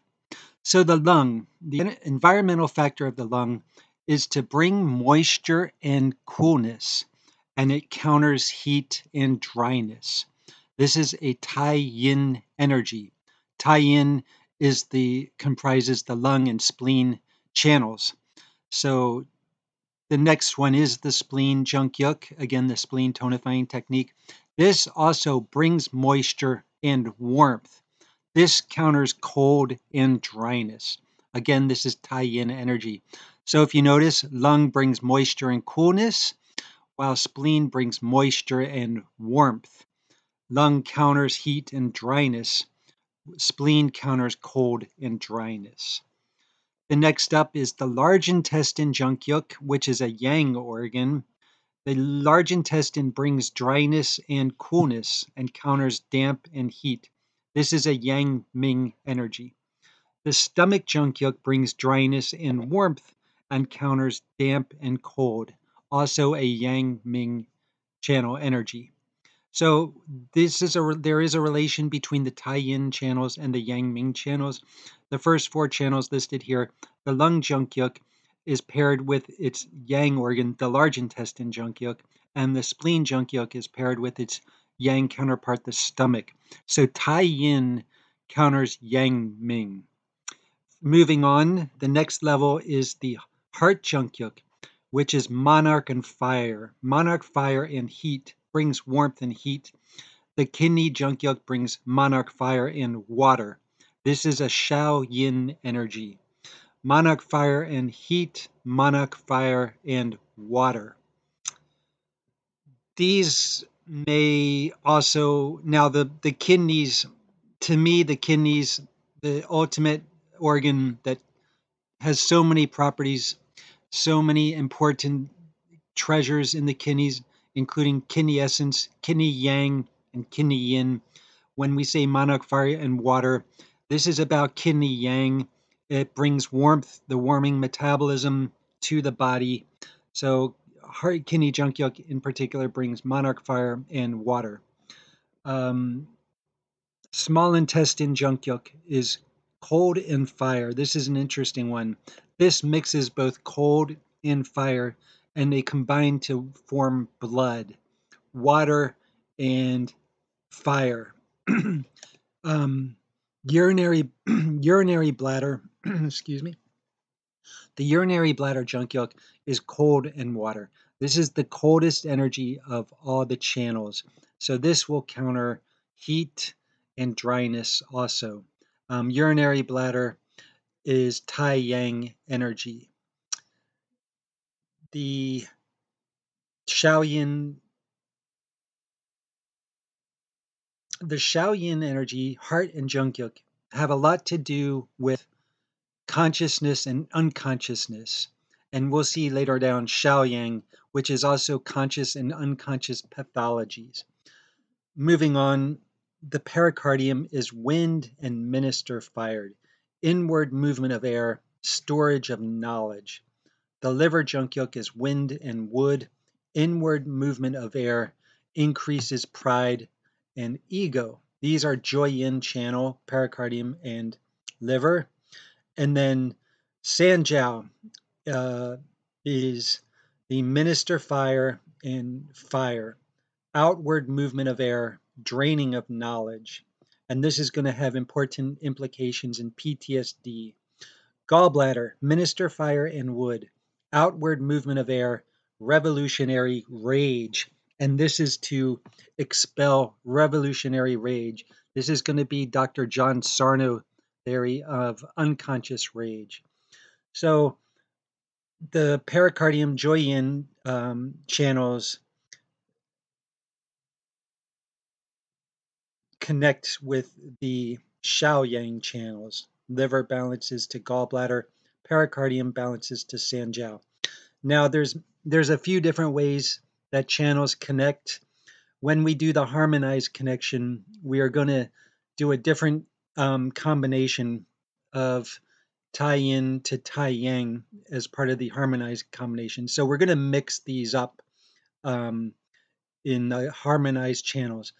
But this is a good introduction to the energetic or environmental factors of Saam acupuncture.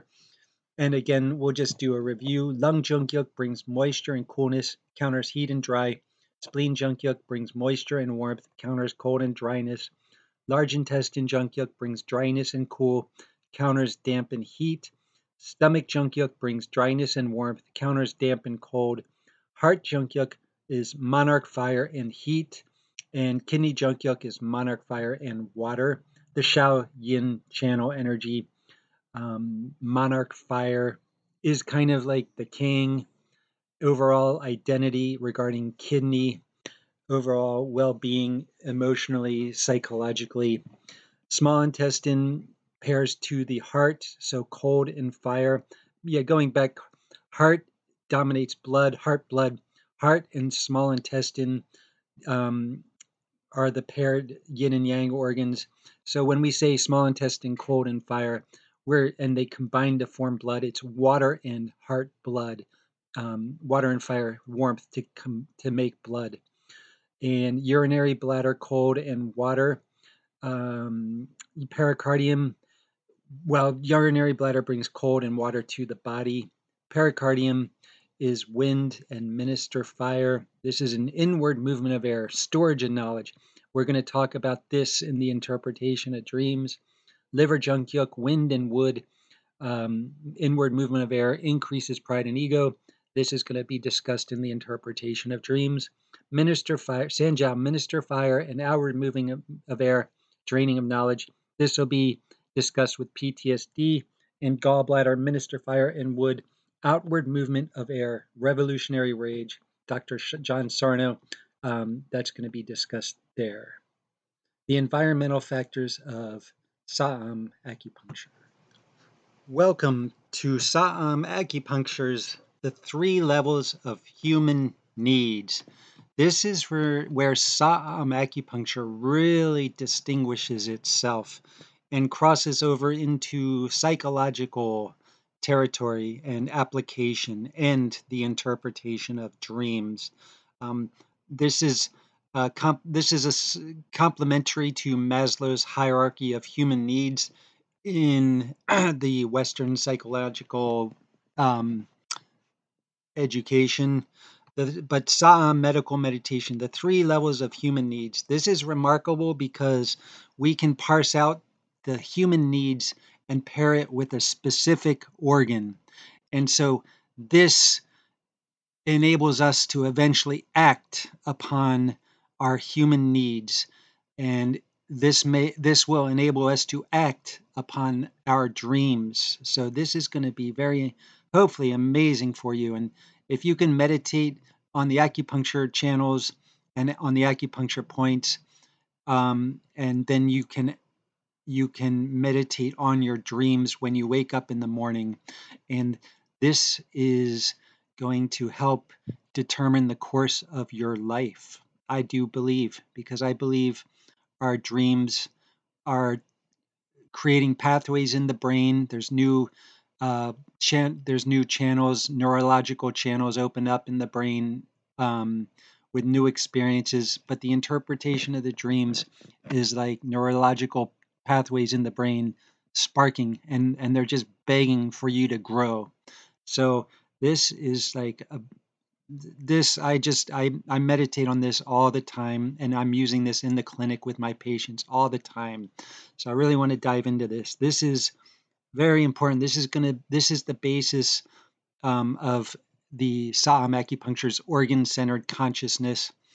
And let's get into it with an introduction here, and then we'll break down further when we talk about each individual channel. We'll go deeper into the interpretation of dreams and other applications with these three levels of human need. So, the first level of human need is the need for basic necessities: food, money, and material possessions. There's satisfaction with these, which is the lung. There's lung pertains to money and material possessions. And mere material possessions, remember this, material possessions includes the establishment of one's homeland. So the lung is involved with the establishment of your home and the tools necessary to maintain your home, the objects, and also the people of your community, of your homeland. And this will parlay into grief, how grief can particularly affect the lungs and threaten one's homeland or take away from one's homeland. And then the other basic necessity for food is dominated by the spleen. And we're going to be talking about the spleen's role in the interpretation of dreams as well. So we can have satisfaction with these, where people with a lot of money, for instance, they have satisfaction, they're very wealthy. They may have hoarding, accumulation problems where they just keep accumulating things. Or satisfaction with food could be too much over satisfaction, overeating, obesity. And then this dissatisfaction, I no longer really pair it. I don't apply this dissatisfaction with the large intestine or stomach, but we are countering the energy, as I mentioned, in the environmental factors. Um, the lung and spleen bring moisture and warmth or cool and counter dryness, while the dissatisfaction, which in theory, yes, dissatisfaction. So, in regards to the wealthy person, well, or maybe it's the poor person that is also a hoarder. And so we would want to drain that energy by countering the lung dissatisfaction with the large intestine, or overeating. Maybe overeating, we drain it using the stomach. In theory, the stomach drain, and yes, and I use the large intestine for obesity, and I use the stomach a lot for obesity, so they drain damp. So I do apply it, but the reason I don't focus so much on the dissatisfaction is because it comes down to the harmonized combinations, which we're going to do later. And it also is why I don't do reducing techniques anymore as well, because I'm of the tonifying school mostly. And I think with our harmonizing combination that we're going to learn, it's very balancing, and it can achieve the satisfaction. Even if you are dissatisfied with the amount of money or material possessions you have, you still use lung. If you're dissatisfied, you're going to use the lung um, harmonized channel. If you're dissatisfied with the food, well, basically you may be starving, and you would still want to use the spleen. So, reading on, if one is dissatisfied by their lack of money, food, material possession, loss or threat to homeland, try the lung and spleen junkia. Yes, absolutely. Um, Too much satisfaction with these causing overweight, laziness, or greediness. Add the large intestine or stomach. Yes, this can be the case. Too much satisfaction causing overweight, laziness, or greediness. Add the large intestine or stomach junkyuk. So moving on to the second level of human needs, we deal with relationships, romantic and sexual. Satisfaction with these is the heart, and heart pertains to family relationship, friend relationship, pet relationship, or relationship with God or spiritual relationships. These are the platonic relationships.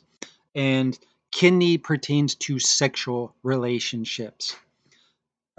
Dissatisfaction with these is the small intestine and urinary bladder. These are the yin yang um, channel combinations.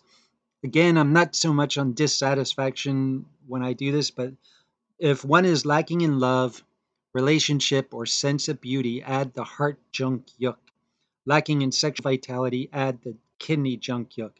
Again, I'm not, if one has too much, add the countering small intestine or urinary bladder junk yuk, which I don't do that much. Again, I go back to the harmonized combination. If one has too much of these, use the harmonized combination because it's going to balance it out very well. Okay, moving on to the last level of human needs, we talk about the need for achievement and power, recognition of your accomplishments. Now, the satisfaction with these or is pericardium, which is the need for knowledge and the gaining of knowledge, but also the teaching of knowledge. And this involves an element of performance. The third level of human needs has an element of performance both by teaching with pericardium, but also with liver.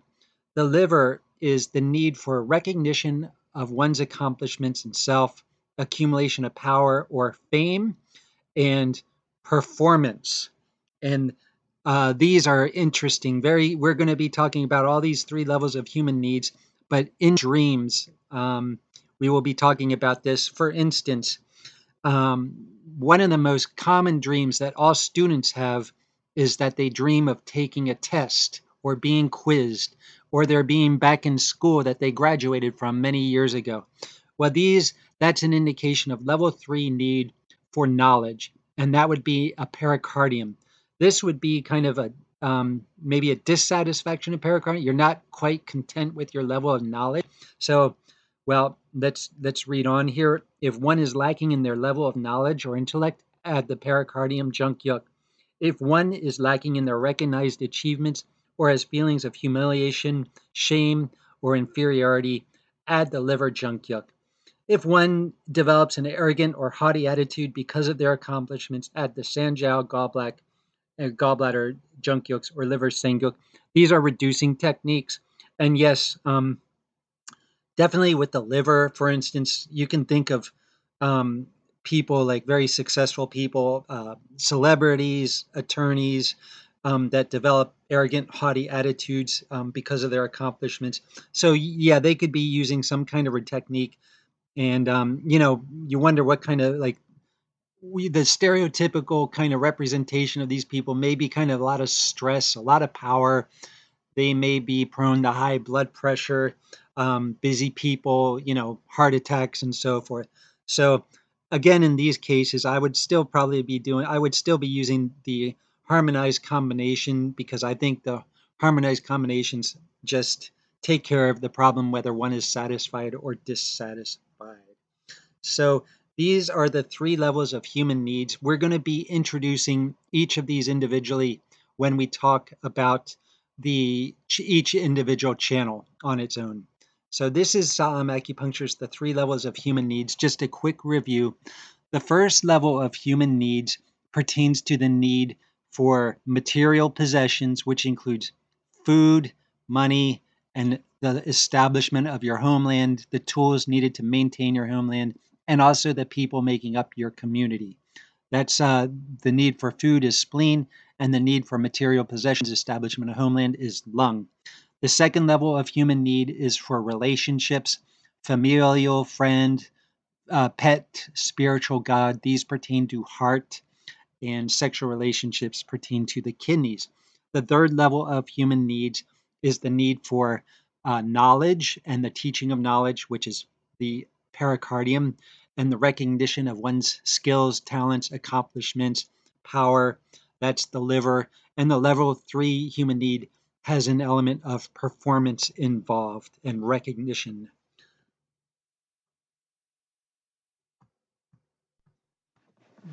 This is Saam Acupuncture Meditation's Harmonized Combinations. Now, this is a different combination than the yin-yang pairing we've talked about earlier.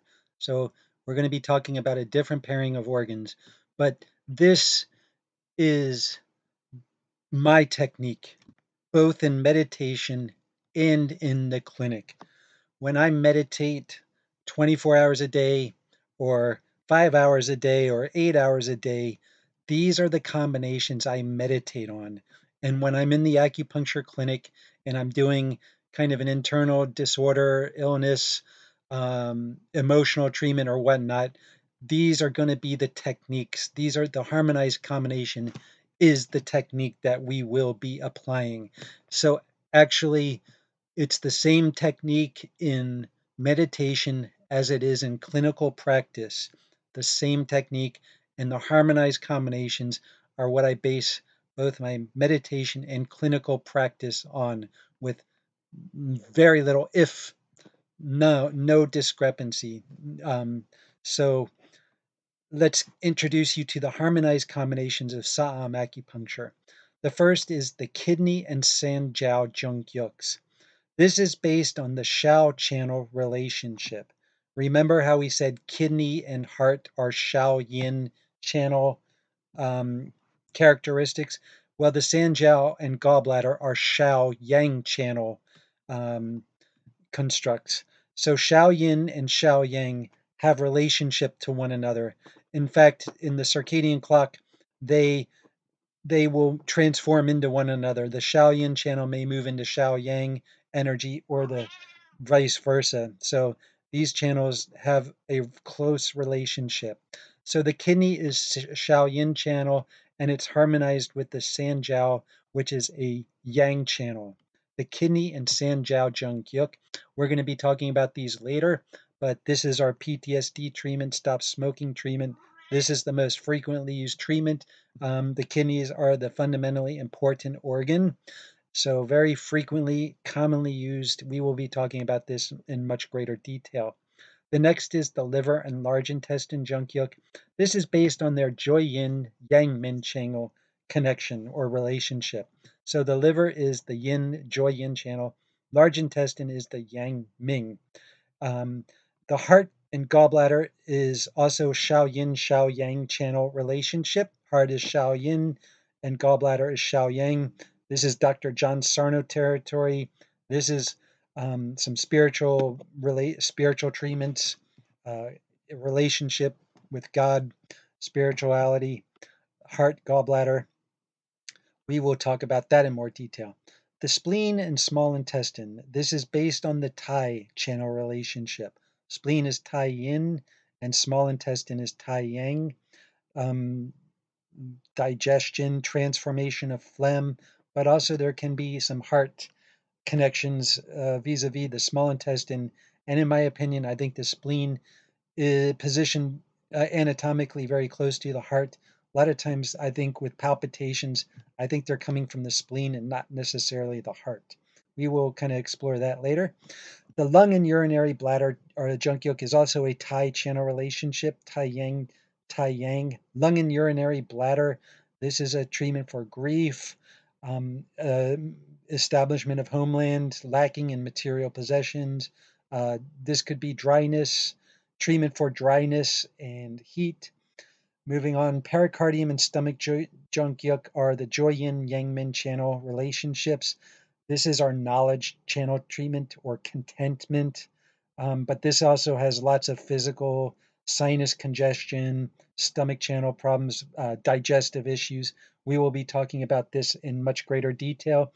In my opinion, I love the harmonized combinations, and I kind of visualize this as two pistons in a motor, two pistons working in harmony. That as one piston goes up, the other goes down, and it turns the motor. That's exactly the imagery I have of what's occurring in our body with this harmonized combination. I really think that's what's going on. It's one piston's moving up and the other is moving down to move the engine, move the motor. And we're talking about circulation of chi, we're talking about good health. So optimal health. I love the harmonized combinations. I use them in meditation 8 hours a day without variance. And I'm using it, if it's not for pain, with the kinetic channel, with the kinetic acupuncture, I'm doing these harmonized combinations. And another thing is very simple.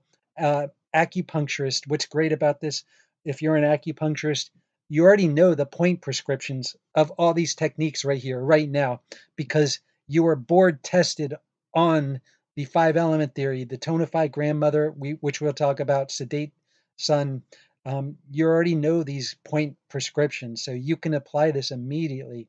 It's very simple. We're going to talk about it, the application later, but I just wanted to introduce the harmonized combinations right now. For lack of really any other place to put this, I wanted to introduce the circadian clock. This is an acupuncture theory, not just to Saam acupuncture, but this is overall acupuncture theory. So the circadian clock, in acupuncture medicine, we study 12 channels, 12 organs, and we allocate during the 24-hour day a 2-hour period of the day when each of these organs is energetically at their strongest. And then consequently, energetically, 12 hours later in the day, they're energetically at their weakest. This is organ-centered consciousness. You can be very aware, depending on the time of day, at what time of day you could feel the chi of an organ at its strength or at its weakest. When you're very sensitive and organ-centered consciousness, you can feel it. You can feel the changes at the time of day, believe it or not. As with the seasons, we didn't talk about much the seasons, but you can feel the energetic shift in the seasonal changes. For instance, the winter pertains to kidneys come on strong. Liver in the spring, you can feel when you're meditating with organ center, you can feel the energy coming on strong. Heart summer, heart comes on strong. So you become very aware of these things, and even to a minute level of the day during these 2-hour periods. Now, clinically, I'm the most important the most common themes I'm talking about are two things with this energetic clock. The first is the stomach, and the second is the liver. So if you look at the clock, you'll see that the stomach is energetically at its strength between 7 and 9 o'clock in the morning. So that corresponds to breakfast as being the most important part of the day. Well, 12 hours later, between 7 and 9 at night, the stomach is energetically at its weakest. We're going to talk about stomach later, and we'll talk about this again, but we want to maximize digestive efficiency. So if you're eating that late night meal, you're eating at a time when the stomach is energetically at its weakest, and that corresponds to many studies showing weight gain, obesity are related to late night eating. But not only that, if you look at the liver, you'll see between 1 and 3 o'clock in the morning, the liver is energetically at its strongest. Now, during this time, we want you to be deeply asleep because the liver function nourishes blood and rejuvenates blood. Blood should be resting in the liver between 1 and 3 at night. Now, what happens if you eat a late night meal between 7 and 9? Well, not only is the stomach energetically at its most deficient point, but the blood is being put to work in the intestines and digestive process when it should be resting in the liver and rejuvenating itself. So eating a late night meal, you won't have a good sleep. You'll be shallow sleep. You won't feel rested in the morning. So I just wanted to bring these two things behavior wise. These are behavioral recommendations I'm offering over and over and over in the clinic. You see it so much, and people kind of know intuitively that it's not good eating.